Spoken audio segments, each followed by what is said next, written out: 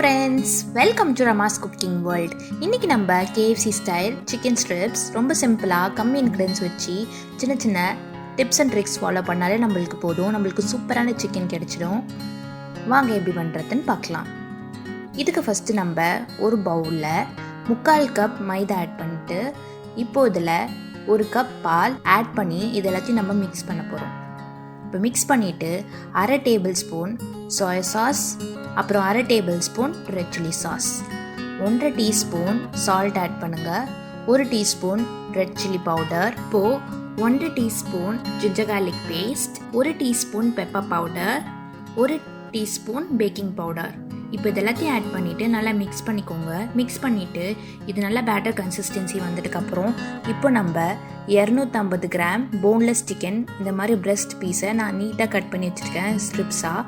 இப்போது நம்ம இதை இதில் ஆட் பண்ணிவிட்டு ஒரு மணி நேரத்து வரைக்கும் ஃப்ரிட்ஜில் வச்சுக்கோங்க. மேக்ஸிமமாக நீங்கள் ஓவர் நைட் வச்சிங்கன்னா நம்மளுக்கு சூப்பராக கிடைக்கும் சிக்கன். இப்போ நான் 1 மணி நேரம் ஃப்ரிட்ஜில் வச்சு எடுத்து எப்படி பண்ணுறதுன்னு பார்க்கலாம்.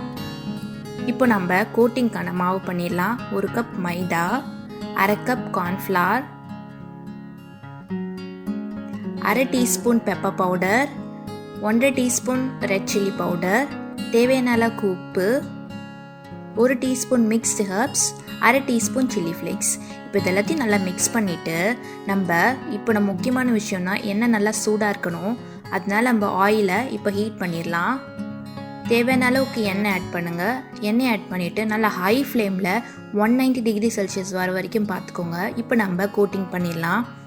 ஒரு சிக்கன் ஸ்ட்ரிப்ஸை இந்த மாதிரி மாவில் ஆட் பண்ணி நல்லா சிக்கனோட மிக்ஸ் பண்ணி நல்லா பிசைஞ்சு விட்டுக்கோங்க. இது நல்லா மிக்ஸ் ஆகணும் இந்த மாதிரி. இப்போ நம்ம கோல்டு வாட்டரில் இதை டிப் பண்ணிவிட்டு செகண்ட் லேயர் கோட்டிங் பண்ணிடலாம்.